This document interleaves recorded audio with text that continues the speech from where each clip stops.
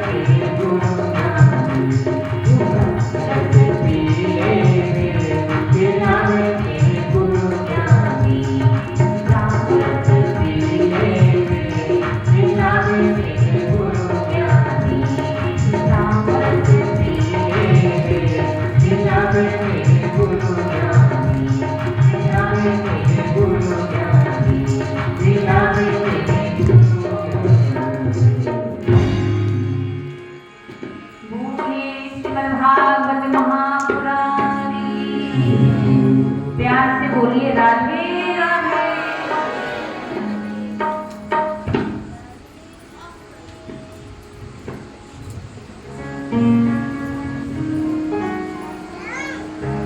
जिस घर हो गुरु की सेवा, जिस घर में हो गुरु की सेवा, वहाँ बसे भगवान। बताए मेरे गुरु ज्ञान। श्री वेद व्यास जी ने 18,000 श्लोकों की संहिता को तैयार कर दिया। तो व्यास जी ने सोचा मेरा जो अवतार लेने का जो हेतु था वो पूर्ण हो गया, अवतार कार्य पूर्ण हो गया है। पर इस भागवत संहिता का प्रचार प्रसार कौन करेगा? भाई ये तो परमहंसों की संहिता है और परमहंसों के हाथ में ही देनी चाहिए। तो ऐसा कौन है संसार में? तो ध्यान में अपना बेटा सुखदेव याद आ गया। अरे ऐसा योग्य तो मेरा पुत्र सुखदेव है, जो जन्म लेते ही वन की ओर चला गया, जिनको दुर्वासनाओं ने छुआ तक नहीं, जिनकी चित्त वृत्ति ब्रह्मानंद में परिनिष्ठित है। पर वो कहाँ मिलेगा, कैसे मिलेगा? न जाने कहाँ भजन कर रहा होगा, कहाँ ढूंढूं। व्यास जी ने अपने शिष्यों को बुलाया और 2 श्लोक रटा दिए और कहा इन श्लोकों का यत्र तत्र गान करो। तो शिष्य लोग चल दिए और श्लोकों का गान करने लगे। बरहा पीडम नट बर बपू करलयो कर्णिकारम विप्र जवास कनक कपिशम वैजंतीम जमाला रंधार वेणुधर सुदया पूरयन गोपी वृंदाई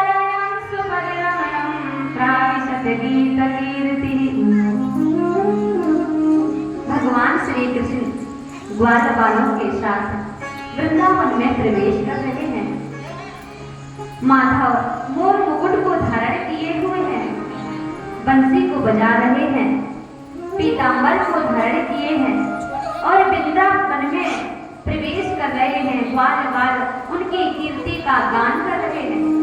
जैसे ही सुखदेव जी के कानों में ये श्लोक पड़ा, अरे वाह, कितना सुंदर स्वरूप है, ये तो देखने योग्य है।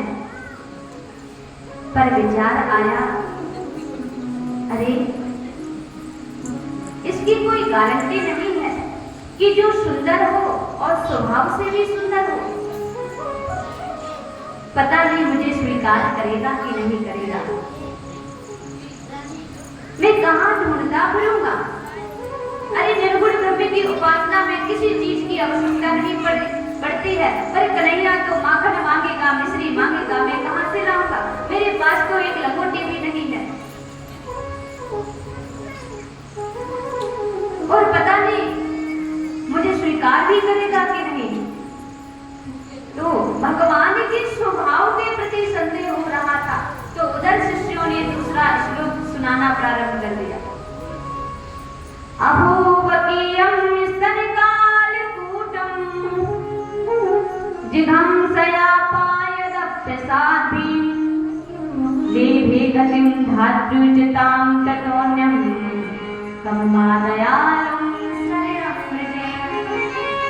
भगवान के स्वभाव के प्रति संदेह हो रहा था, तो इस श्लोक में भगवान के स्वभाव का वर्णन है कि भगवान का स्वभाव कैसा है।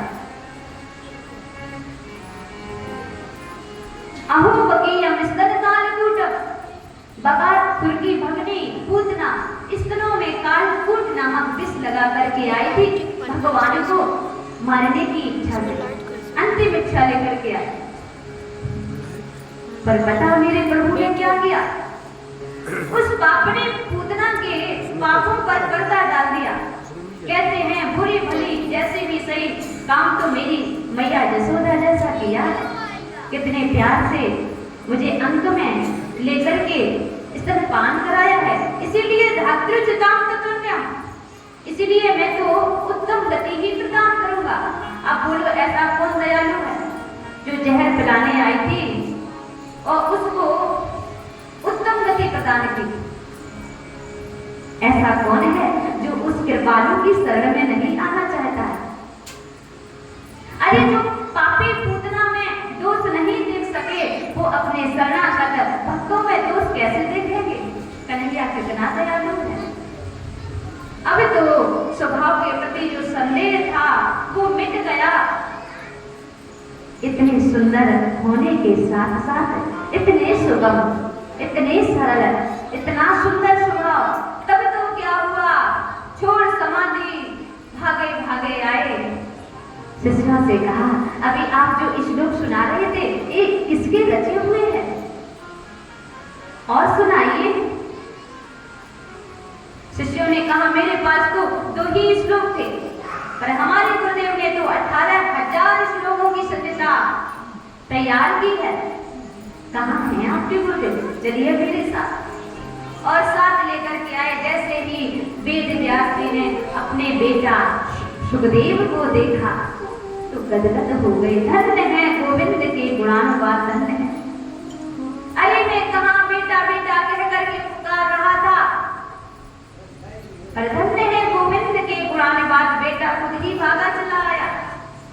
अब तो अपने पुत्र को हृदय से लगा लिया और यहीं पर वेद व्यास जी ने श्री सुखदेव जी को भागवत सत्यता प्रदान की।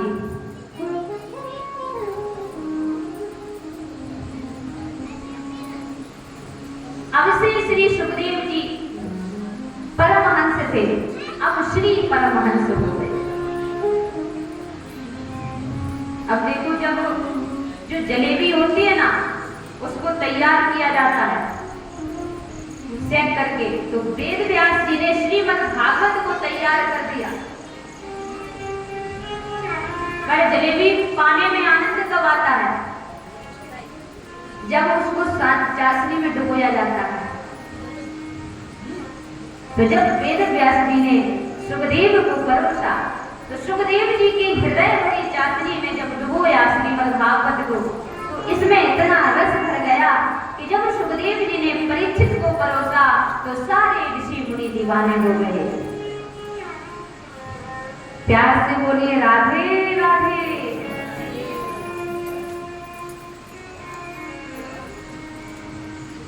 शौनक जी ने पूछा, महाराज सुखदेव जी तो 2 घड़ी से ज्यादा कोई टिकते ही नहीं है, और उन्होंने 7 दिन लगातार परीक्षित को भागवत सुनाई, ये कैसे संभव हो सकता है? और परीक्षित ने भागवत क्यों सुनी? यहीं से परीक्षित चरित्र प्रारंभ होता है। यदा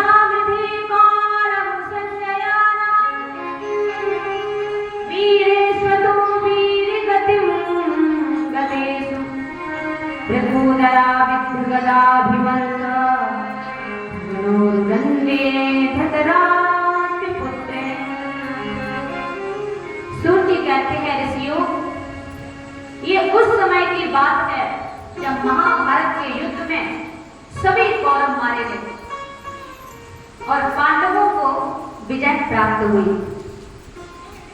अंतिम युद्ध में विशाल भीमसेन की गदा ने दुर्योधन का अनुदंड भेदन कर दिया, जंगा को तोड़ दिया। दुर्योधन कुरुक्षेत्र भूमि में पड़ा पड़ा करा रहा है। तमाम हिंसक जानवर दुर्योधन के ऊपर बैठ जाते हैं, मृत शरीर समझ करके। एकांत अवसर पाकर के जब अश्वत्थामा आया, अश्वत्थामा ने जब दुर्योधन की दशा देखी तो बोला, मित्र मैंने तुम्हारा वह वैभव व संपदा देखी, उस महापुरुष का ये हाल।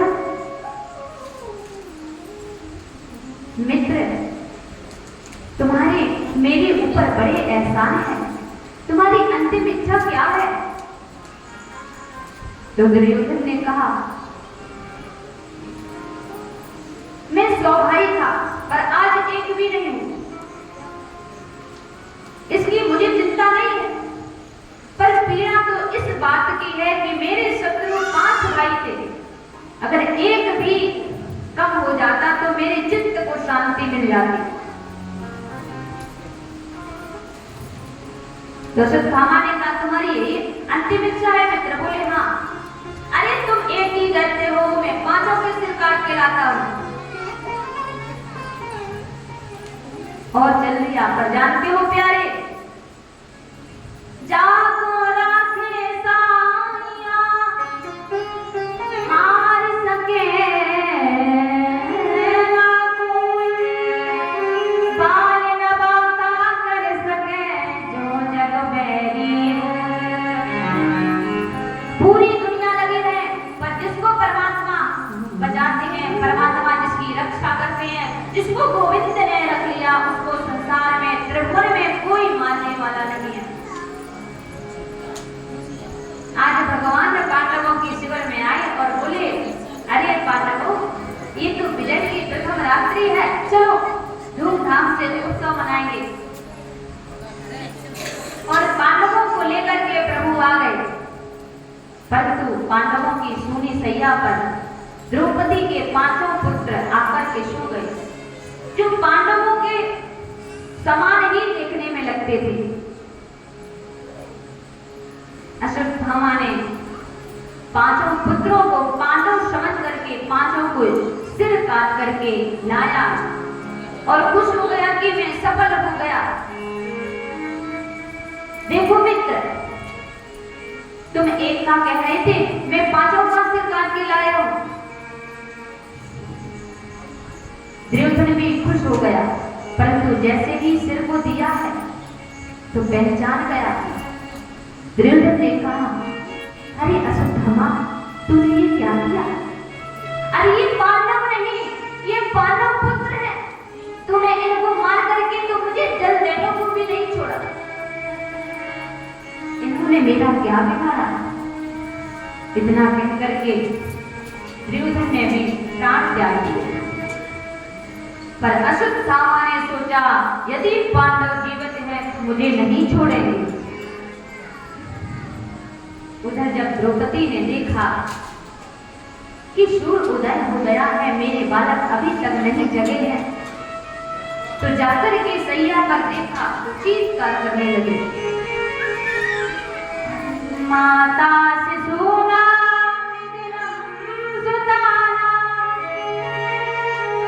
निसम्य घोरम परितप्यमाना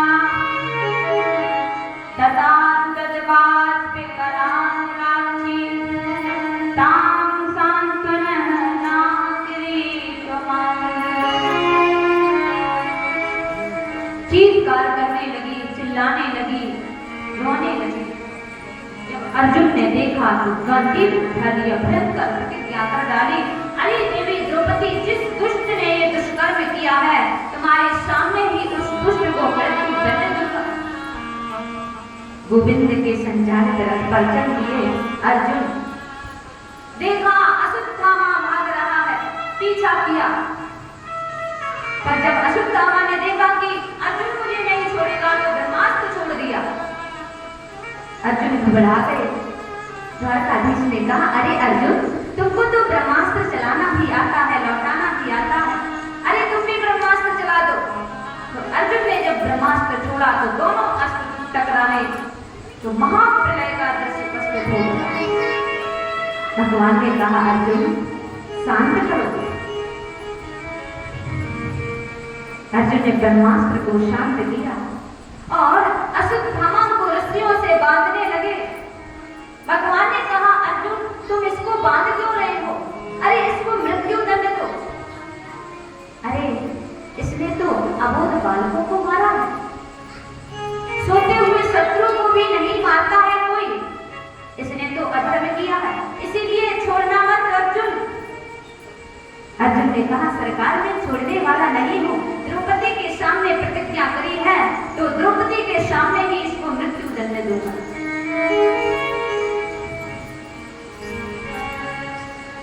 जब देखा द्रौपदी के सामने अश्वत्थामा को रस्सियों से बांध करके लाए और खड़ा कर दिया। देखो देवी द्रौपदी, ये दुष्ट जिसने तुम्हारे 5 पुत्रों को समाप्त कर दिया। जैसे ही द्रौपदी ने अश्वत्थामा को देखा तो दौड़ लगा दी और अश्वत्थामा के सिर से बंधी हुई रस्सियों को खोलने लगी। मुच्यतां मुच्यतामेष ब्राह्मणो नित्यराम गुरु। क्या कर रहे हो महाराज? ये ब्राह्मण है और ब्राह्मण ही नहीं, गुरु का पुत्र है। गुरु का पुत्र तो गुरुदेव को समान वंदनीय होता है, पूजनीय होता है। भूल गए गुरु के एहसानों को। सर्वस्यो धनुर्वेदा सभी सर्वों में संयमा। तुम्हारे गुरुदेव ने तुम्हें परम प्रिय शिष्य मान करके वो अस्त्रों का ज्ञान प्राप्त कराया, रहस्य बतलाए जो किसी को नहीं दिए।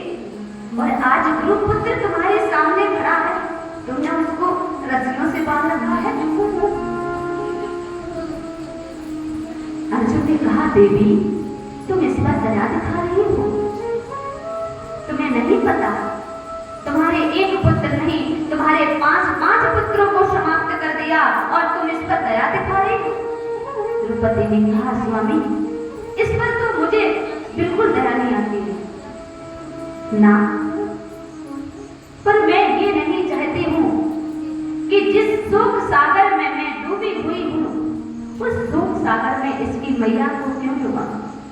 मुझे पता है कि पुत्र की पीड़ा कितनी भयानक होती है, पर इसकी माता कृपी जिनके पति द्रोणाचार्य प्रधान के बेटे का आसरा लिए बैठी है, अगर तुम इसको समाप्त कर दोगे तो तुम्हारी गुरु माता क्या मेरी ग्रह नहीं तड़पेगी। मारो दीनस्य जननी गौतमी पति देवता यथा अमृत वत्सारता रोदिम में श्रुमुखी मुहु। द्रौपदी मुक्त करने के लिए कह रहे हैं। धर्मराज युधिष्ठिर को द्रौपदी के वचन उचित लगे।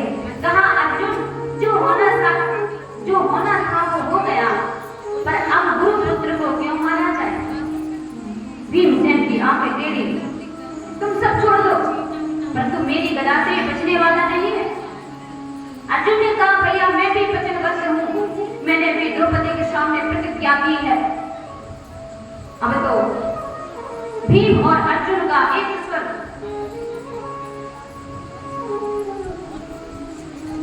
और द्रौपदी युधिष्ठिर का एक स्वर, वहां तो द्वंद्व खड़ा हो गया, परंतु द्वारकाधीश मौन खड़े हैं।